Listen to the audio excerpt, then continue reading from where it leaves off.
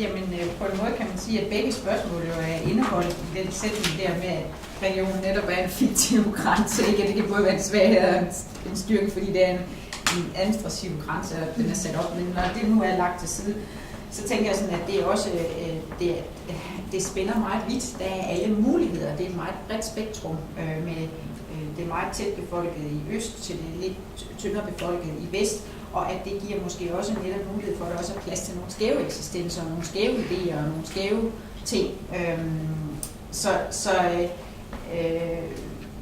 Altså jeg tænker lidt som det der, at regionen kan egentlig være et veldig godt eksempel, et minisamfund i samfund, fordi der er det hele inden for den her fiktive grænse.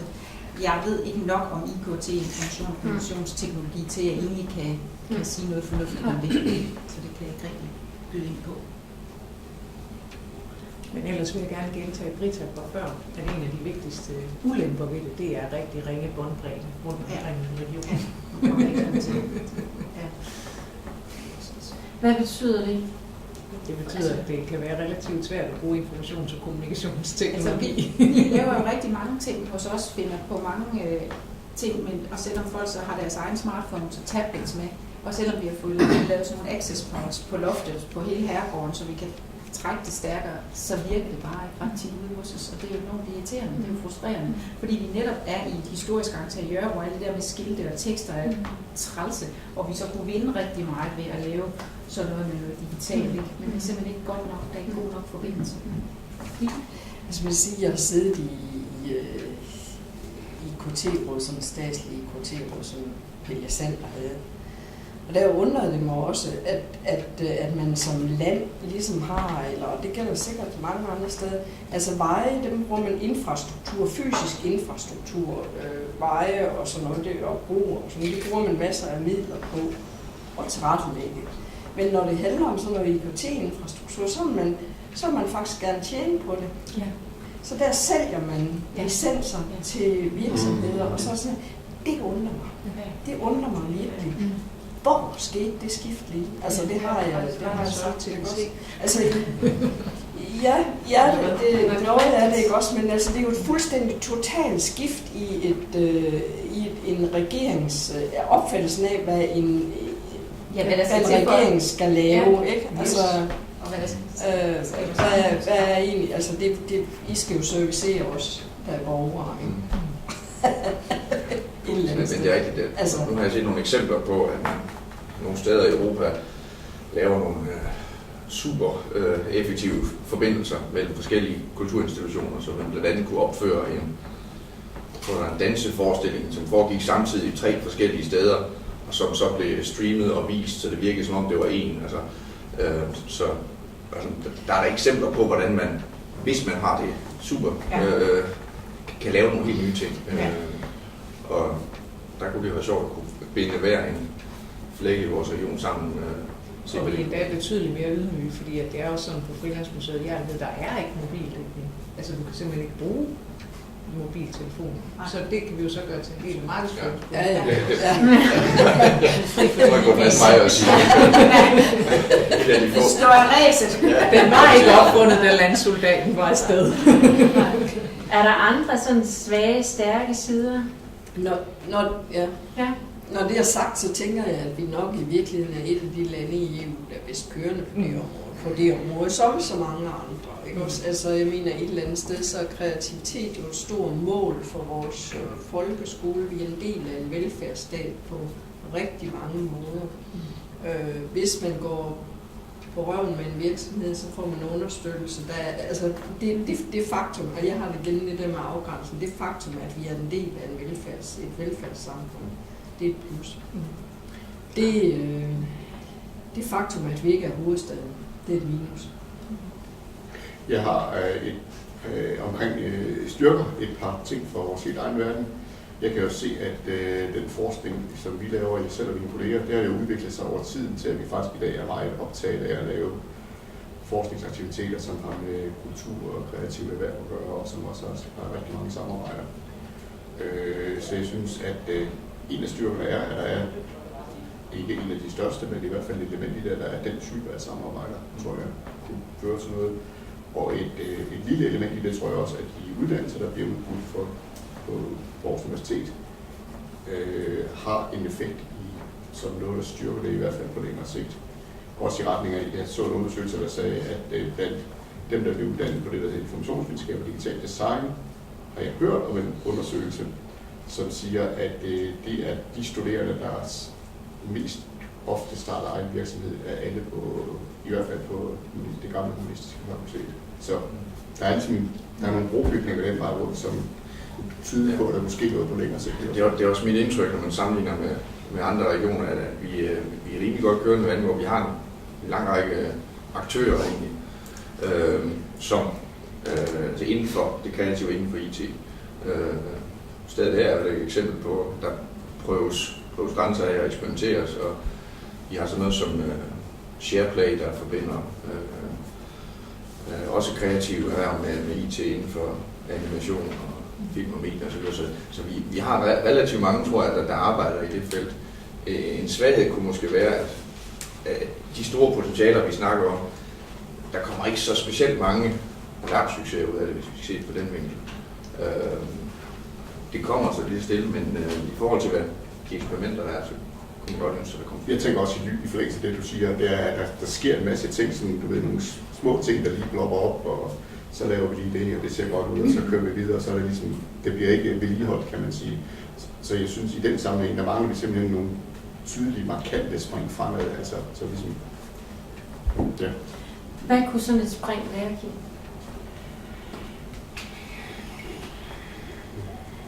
Ja, hvad kunne det være?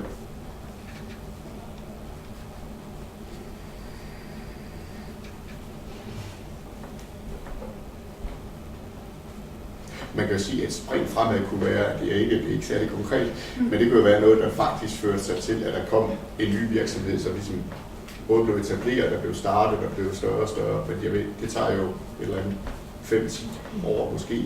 Altså de store danske virksomheder i dag, det er jo altså nogen, der er typisk familieforetagende, mange af dem, som har kørt i generationer, ikke? Så det tager ligesom lidt tid, før du når op på det niveau, men noget, der kan sammenlignes med det. Men noget, jeg synes, jeg savner, nu er det her jo sådan et meget stort generelt spørgsmål, hvis jeg lige får lov lige at gribe ned i min egen rygsæk, sige noget af det, jeg synes, jeg savner for os, det er, at vi har tit indhold eller den gode historie, men vi har ikke et produktionsapparat. Vi har jo for eksempel en fantastisk kogebog, som er fra Gammel Estrup og Rosenholm, og som er fra perioden omkring 1910 til 1924. Og de ting laver vi så i vores køkken. Folk bliver vilde med det, og de vil gerne købe noget med hjem, men vi kan jo ikke sætte en produktion i gang. Det kunne være skide godt at komme til at arbejde med nogle mindre virksomheder i området, som så vil lave det industrielt. Selvfølgelig skal du ikke miste altså det er ikke for, jeg mener, at det skal ikke industrielt på den negative måde, når vi nu snakker om betydning af ord, men industrielt på den gode måde, så de har alle reglerne og kan alt det der med, hvordan laver man mange, og hvordan kan det betales, og så kunne vi sælge det. Altså der kunne man, det tænker jeg bare lige der. Jeg ved godt, at det lige nøjagtigt med de svage og de stærke side, men hvor vi kan ikke se, hvem vi skal have fat i, vel? Altså, nej. Men jeg plejer gerne at sige, at 2 millioner kommer på bordet, og straks bliver humøret meget bedre. Ja. Det er selvfølgelig enormt nemt bare give os nogle flere penge og give os nogle flere offentlige midler, og det skal vi betale. Så jeg er ikke super glad for at sige det på den måde, men man kan sige, at der mangler simpelthen jo nogle ressourcer til, at man kan lave de der spring fremad. Nu sidder vi, det kan jeg også fortælle som lokalt, vi sagde Kavi for eksempel, så sidder vi og kigger på, skal vi søge den pulje? Nej, altså, inden vi har søgt pengene, og vi har netværket, der koordinerer osv., hvor mange ressourcer er der så tilbage til egentlig at lave det, som vi gerne vil. Så det er noget med fundraising, tid til fundraising? Ja, jeg vil ikke lige, det er der ikke særlig nyt eller genialt i det, men det er vigtigt, at det bliver taget til konferat.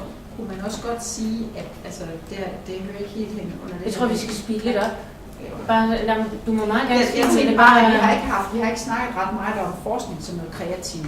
Og det synes jeg er enormt kreativt, fordi vi for eksempel har gjort det, at vi har lavet vores forskningscenter, som er i samarbejde med Aarhus Universitet, men for at få udvikling, for at skabe noget, og det er nogle måder. en af de gode sider af Region Midtjylland og IKT og kreative erhverv og kulturinstitutioner i hvert fald, at det lykkes rigtig godt at være netværk mellem kulturinstitutionerne. Vi kender hinanden rigtig godt, også på tværs af kunstart og arbejder godt sammen. Kulturhistorie. Og så man kunne godt, og jeg tror i det hele taget, at danskere er relativt gode til at lave netværk. Altså så hvis man havde en facilitering, så tror jeg godt, man kunne komme længere af det. Så har jeg lige en enkelt ting om, som i hvert fald meget gerne skulle være en styrke, at Aarhus skal være europæisk kulturhovedstad i 2017. Det burde være en styrke for vores region. Da det vel kan fungere som en platform, også som et udstillingsvindue internationalt, så det giver forhåbentlig noget vind sig. Yes. Kom videre. Vi er lidt inde på det i forhold til det der med netværken, fundraising, ressourcer og spring fremad i forhold til spørgsmål 5. Det går på, hvad kan og bør det offentlige, stat, regioner, kommuner og EU gøre for at ændre situationen? Altså, hvordan er det, at det offentlige kan medvirke til måske at få nogle af de svage ting over på styrkesiden? Spidser jeg pinden. Giv det hånd. Så må jeg alligevel, fordi jeg må, når nu I alle sammen er enige om, at det er midler, der mangler. Være, hvad hedder djævelens advokat? Jeg tror, der er midler nok på rigtig mange måder. Jeg tror, at det er tildelingen af dem, der skal være mere selektiv og altså blandt andet i forhold til det der med, hvad kan der komme en virksomhed ud af det her, eller er det... Altså det kan jo godt være både kreativt og for så vidt også dygtigt, uden at det kan skabe forretning. Man skal i hvert fald vide, hvad man går efter. Fordi rigtig meget af det, der sker i dag, det bliver sådan noget, hvad man kunne, hvis man var i det humør, kalde beskæftigelsesterapi, ikke? For kreative mennesker. Men så var det lige at sige, at det er rigtigt. Men det er også fordi mange af pengene går til netop sådan noget klatteri, fordi at mange, i hvert fald kulturinstitutioner, er udsultet, så man kan ikke lave det der gode, seje træk, hvor der bliver lavet noget rigtig ordentligt. Fordi det er sådan noget klatteri. Vi skal hele tiden løbe rundt efter nogle puljebevillinger. Det kan være, jeg må stille et spørgsmål. Hvis I kunne bestemme, skulle stat og region, jeg kan tale jo ikke på alles vegne, men skulle man give en masse midler til alle mulige små, spændende projekter, eller skal man satse på nogle få, store fyrtårnsprojekter, som kan rykke noget værd? Hvordan vil I prioritere? Jeg er for antydet, at man skal satse på nogle lidt større, i hvert fald noget større, i lyset af det, jeg lige sagde før, altså ligesom hvis man ligesom vil lave noget, som er det der lidt større spring fremad, og det ikke skal gå op i administration og involvering og så videre, så videre. Og det hænger sådan også sammen med det, som du lige sagde. Så det der med færre, større bevillinger, og så som kommentar til det, du siger, Gitte, omkring, kan der komme en virksomhed ud af det? Det synes jeg også er et godt kriterie, men det er også, der er brug for, at man er lidt mere risikovillig. Altså vi har fået nogle gode bevillinger. Det er også så vidt også enige. Både lokalt og så videre, men hvor vi også måtte kæmpe hårdt for, som overbevise om, at der kan komme en virksomhed ud af det. Og hvis det skal være noget nyt, jamen altså, så mener jeg, så er vi over i erhvervsstøtte. Det er det måske også, kan man sige. Og så kan man også sige, at noget af det projektsamfund, vi lever i, gør, at hvor det er nyt, og der er nogle nye aktører. Altså prøv måske også at tænke, hvis det her det så skal handle om kulturinstitutioner, IKT og kreative erhverv, så tænk på nogle af de institutioner, der findes, og tænk på dem i lang sigt, i stedet for, at det bliver de her, nu er der et projekt i 2 år, nu kører jeg med Mex i 3 år, i stedet for, at vi bare ved, at nu har vi en institution, der kan hjælpe os med at finde de rette partnere til et givet informationsteknologi formidlingsprojekt. Altså, så man tænker over de institutioner, der allerede er der, i stedet for at løbe efter nye virksomheder hele tiden. Altså prøv på at bygge på noget af det, der er. Men jeg kan ikke lade være med at sige, at det behøver ikke at være stort er godt og småt er dårligt, eller omvendt. Ja, ligesom man ikke kan få kontanthjælp, som når man hedder doven og råber, der ikke vil lave noget, det kan man selvfølgelig ikke, så man kan ikke få andre offentlige midler, hvis man ikke leverer varen. Og selvfølgelig skal der stilles krav. Hvis man leverer penge ud, så er der nogle krav, man skal opfylde. Selvfølgelig skal det være sådan, men man må også prøve at kigge, hvor er det, man behøver ikke at være en stor virksomhed for at levere varen. Man kan også godt være en lille virksomhed, der leverer varen, men selvfølgelig skal der være nogle krav, så jeg er ked af, når det bliver sådan et stort er det bedste, eller andet. Det har noget at gøre med, om man leverer det, der skal til, og der skal stilles nogle krav. Selvfølgelig skal der det.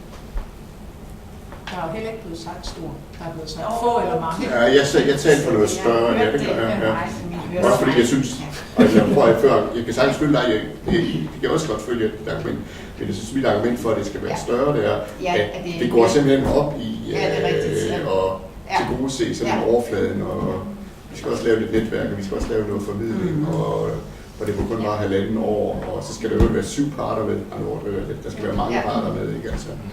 Det synes jeg kigger lidt op på regionen nogle gange. Men vi ser det der 1,5 år. Altså på et tidspunkt må vi jo erkende, at der sker ikke så vildt meget på 1,5 år. Nej. Altså at det skal simpelthen have længere tid. Det var lige præcis derfor, jeg også ville have taget det. Det var for at støtte det, du siger, og jeg synes også, det er rigtig vigtigt at tænke langsigtet. Altså. Og turde tro på det. Ja. Og løbe en risiko. Så det er noget med bevillinger, og hvordan bevillinger er strikket sammen? Ja. Er der andre måder? Jeg vil jo gerne have, at vi også snakker noget, der ikke har med penge at gøre, fordi dem er der jo generelt færre og færre af, så vi leder jo også efter, hvad kan vi gøre uden penge? Men jeg tror, mange, i hvert fald kulturinstitutionerne, er der, hvor at man er presset rimelig meget i bund. Altså, fordi men man kan jo gøre mange, altså det gør vi også, altså vi har et meget stort netværk af frivillige. Vi har 100 frivillige, som så arbejder gratis for os, ellers kunne vi simpelthen ikke lave. Vi er jo kun 7 fastansatte, så vi kan jo ikke lave det, vi laver, hvis ikke vi havde det. Altså jeg tror, man kommer meget langt med at bruge frivillige og bruge, men altså det er jo det der med, hvor længe holder så det, ikke også? Altså det kan man jo ikke vide. Så jeg tror i hvert fald for kulturinstitutionernes vedkommende, der er man presset citronen meget hårdt. Altså, så det er jo fordi, vi ikke vil. Det er jo ikke fordi, vi ikke synes selvfølgelig, at skal alle gøres op i penge. Og selvfølgelig er det også næsten et kaldt arbejde med kulturhistorie. Ikke? Men der skal også lige lidt til, for at det lykkes. Jeg tænker lige, jeg så på, du sagde, har du spurgt noget af det? Vi skulle ikke snakke om penge, sagde du, det synes jeg også ikke er klogt. Men jeg gør det alligevel, for jeg tænkte i at være mere målrettet i forhold til EU. Der er jo allerede nogle initiativer, inklusive dem vi faktisk sidder for i dag. Altså, det tror jeg faktisk på lang sigt. Og jeg tror faktisk, det kræver egentlig bare en beslutning, at det vil man gøre, og der er nogen, der gør det. For jeg tror, der ligger nogle missed opportunities. Du vil bare sige noget? Ja, og jeg ved ikke, om jeg overhovedet selv helt ved, hvad ideen er, men vi prøver på at lave noget, vi kalder frivillighedsakademiet ude i Vestjylland, som egentlig er landsdækkende. Igen, grænsen er arbitrær. Kunne man forestille sig, at man begyndte at konstruere et uddannelsessystem, som gjorde folk, der er på det danske arbejdsmarked, klar på, at man både laver noget i sin fritid for det her samfund, men man især gør sig klar til at lave noget, der sparker røv, når man er færdig med at være på arbejdsmarkedet. Altså at man på en eller anden måde kunne lave noget helt skævt. Altså at man kunne få overlov til at gennemføre sin idé. At man kunne få efteruddannelse til også at blive IT-ret, fordi det kunne jeg godt tænke mig at blive lige så stille, eller skide god til at tale spansk, eller hvad det nu var. Altså at man kunne lave noget efteruddannelse, som ikke er relevant for det arbejde, man har her, fordi det skal arbejdspladsen stå for, men som så alligevel gør en klar til at være værdifuld i samfundet, enten i sin fritid eller efter sit arbejdsliv. Det synes jeg kunne være sket, hvis man kunne det. Jeg tænker, nu kender jeg ikke vilkårene på kulturinstitutionen, men jeg synes lidt, det lyder som om, I sådan er meget selvstændige virksomheder, altså så man sådan på IKT-området måske får lidt samme syndrom, som man har snakket om i forbindelse med de elektroniske patientjournaler. Nu laver vi 5 af dem, som bestemmer, nu er det bare 5.000, eller hvor mange kulturinstitutioner det er. Hvor jeg tænker, at man måske netop kunne drage store, altså det er det der med stort og småt, en større grad af netværk og samarbejde og fælles udvikling og sådan noget. Tror jeg, så står jeg lige her, og det synes jeg kunne facilitere ganske gratis. Fordi det er faktisk det 6. spørgsmål. Okay. Hvilke typer aktiviteter skal vi til for at styrke samarbejdet mellem den kulturelle og kreative sektor og de virksomheder, der arbejder med digital teknologi og fattigdom? Og det synes jeg lidt var i forlængelse af det, du sagde der. Ja, fordi så kan man jo så også pulje de midler, man har til udvikling, til nogle fælles udvikling og nogle fælles samarbejdsaktiviteter. Og, Så Altså man har haft sådan en, altså fra centralt hold, fra Kulturstyrelsen og Kulturministeriet, der har haft sådan en digital pulje i nogle år, og jeg ved faktisk ikke, er den der stadig, det er pludselig i tvivl om. Jeg tror, der har været taget nogen... Dem har I fået. Ja, nogle initiativer, ikke? Altså, ja, helt bestemt samarbejde på det. Men der er så noget, som da jeg kom ind i museumsverdenen, er overrasket over, at vi ikke har et fælles sagsbehandlersystem. Ja, altså, vi har simpelthen ikke et system, hvor man lægger sine sager ind, så vi går, når man starter et forbygget museum, så ved man ikke, hvor de har papirerne henne, og så skal man gå og bruge tid på det. Og det er jo skørt, for det er ikke så svært. Og så har vi nogle registreringssystemer, som kører virkelig hurtigt. Altså, så det er som om, der ikke er udviklingskraft i det der. Fælles portal og website og altså der er rigtig meget, I kunne spare på den ved at få noget støtte til nogle netværk og overbygning og noget samarbejde. Både på det praktiske, og i virkeligheden også på det kreative, fordi man kan også lave IKT-løsninger, for eksempel mobiltelefoner, hvor I så selv må fotografere det, I vil vise frem, eller hvad vil jeg, altså gøre det individuelt, hvis det bliver lavet rigtigt fra starten. Og fordi vi er både selvstændige og lidt ringe bemandet, så har vi jo typisk heller ikke medarbejdere, som er særlig gode. Nej, lige præcis.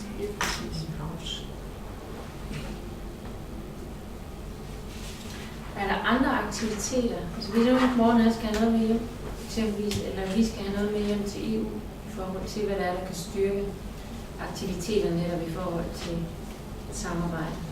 Hvad kunne det så konkret være? Jeg har hørt fælles sagsbehandlingssystemer, og også noget med registreringssystemer. Egentlig noget med nogle af de administrative processer, måske bliver mere enkle, så man får allokeret mere tid til. Altså, de har jo lavet et system, et europæisk system, der hedder Europæana, som ikke er tilpasset til de danske registreringssystemer, vi har, og som også er sådan lidt en blanding mellem at være et registreringssystem og et formidlingssystem. Altså, så der er noget logisk tænkning om hele det her felt, som det ville være dejligt, der var nogen, der satte sig noget lavet, og måske før vi sidder med 18 systemer.